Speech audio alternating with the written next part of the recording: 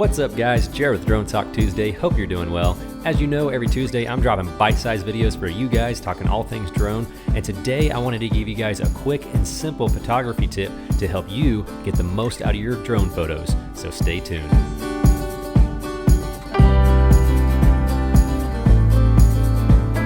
What's up friends, Jared with Drone Talk Tuesday. Thanks for stopping by. It warms my heart every time you guys reach out to me and tell me that you are learning from these videos, because ultimately my goal is to help teach folks about the drone industry and help to foster a positive image for the drone community. We still need some more public acceptance of drones and the technology and the safety of the technology, and so that is what I am trying to do, is educate folks and get people more comfortable with the knowledge about drones and understanding how useful they really are.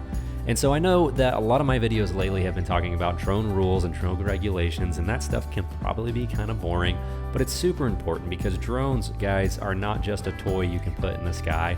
They are like a little vehicle or a little aircraft.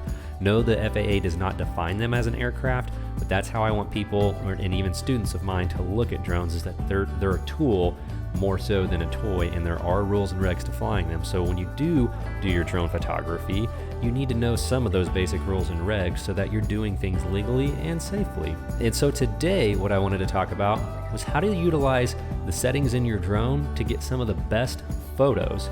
Today I'm going to specifically talk about AEB photography, or auto exposure bracketing. If it's something you haven't heard of before, I encourage you to go look it up. There's a ton of information on it out there. But it's a very simple way you can use your drone to take multiple exposures to help get a balanced photo and help get a well-exposed photo when you're out flying. And so I want to make a very quick point to you guys about these drones. So when you buy a camera from a store, and a full-frame DSLR camera, it has a pretty big sensor in it, and that sensor is basically kind of like the eyeball and the brain, so to speak, of the camera. It's processing all the light information. And so the bigger the sensor, the more information it can collect. Well, as you can see on these drones, the cameras are pretty small. So the sensors are really small. They're nothing quite like a full-frame DSLR camera. And so with that, you kind of have to know some of the limitations of your drones and what they can do and how well they can produce photos and videos. And there are things you can do to utilize and maximize the best settings in your drone to get the most out of it. One of the very simple ways to do that, specifically with some of the DJI drones, I fly a DJI Mavic 2. What you want to do to get the most megapixels out of a photo is you want to be able to set it to its normal native frame of photography. So what I mean by that is you kind of have a couple different settings within the drone itself on how the size of the photo. So a lot of the drones shoot a 4:3 size or 16:9 size. That 16:9 is kind of that wide landscape photo, where a 4:3 is more of a square, kind of a square rectangle.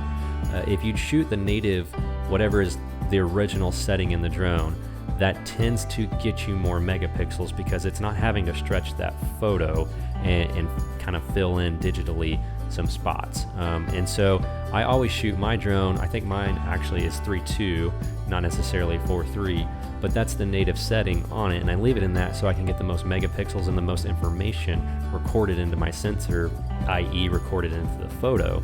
Because the more information I have in my photo, the more you can do on the back end with it when you go into your editing, whether you're using Lightroom or Photoshop or whatever editing program you use. So I personally always shoot in my 3.2, my portrait mode is what it's called on the drones. I always shoot in that myself, and if I need to get a wide angle shot, I will do a panorama to get a wide angle shot. Now, I'll touch on that in another video because that's a whole separate topic.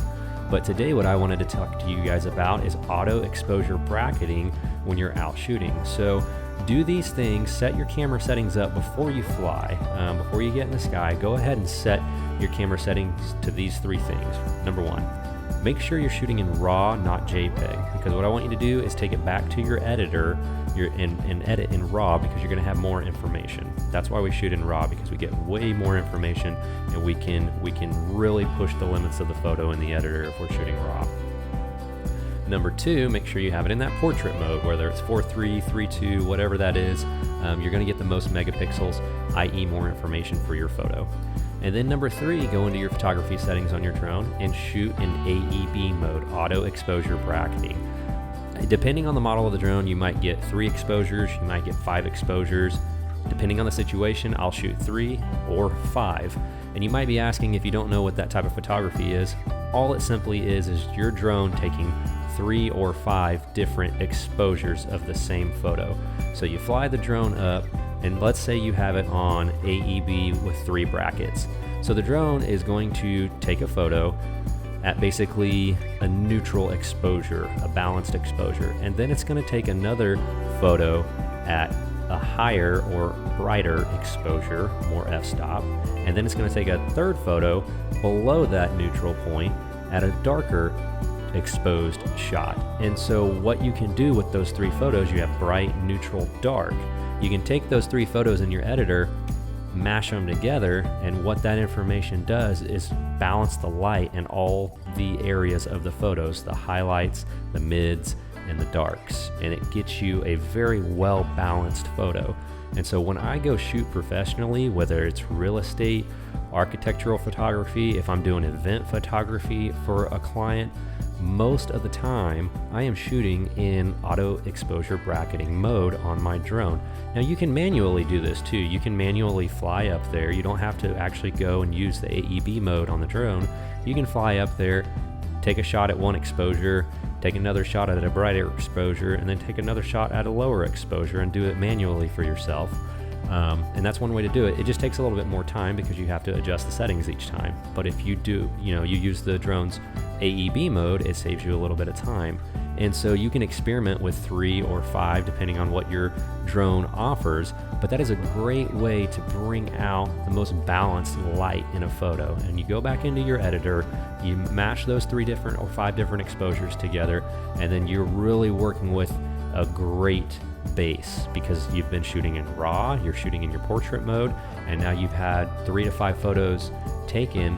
All that data from those 3 or 5 photos are put into one photo, and it really makes quite a big difference. I've had clients actually tell me, hey Jared, I've worked with other drone photographers and we really like your stuff over theirs. Yours just seems to look better. I have had clients literally tell me that, and part of the reason is I'm maximizing the settings on my drone. I'm pushing the drone to its limits and getting everything I can out of it, and then also utilizing some tricks in the editor, which can be a whole nother video for you guys if you're interested, to make sure my photos are looking balanced, because you want the photos to not only pop, but you want them to look real too. You don't want them to look too fake, or you don't want them to look too bright or too dark. And when you get into real estate, it's really important to have a balanced exposed photo because they want to be able to see the whole property well.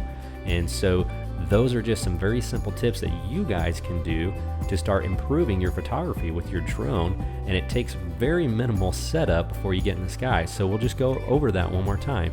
Make sure you're shooting in RAW, make sure you're shooting in portrait mode, and make sure you try your auto bracket exposure photography, whether it's a pre-programmed mode on your drone or you're doing it manually. And if you guys want some more information on that and how to do it, I can do a whole video on that for you if you're interested. But that is one thing that I do when I'm out there shooting professionally to make sure that my photos are getting the most information put into them so that I have the most to work with in my editor. And so I hope that was a cool photography tip for you guys on how to do a little bit of improvement on your drone photography. If you have any other questions for me, shoot me a message, comment below, reach out to me. I'd love to hear from you, as you guys know. And we'll catch you guys next time for Drone Talk Tuesday.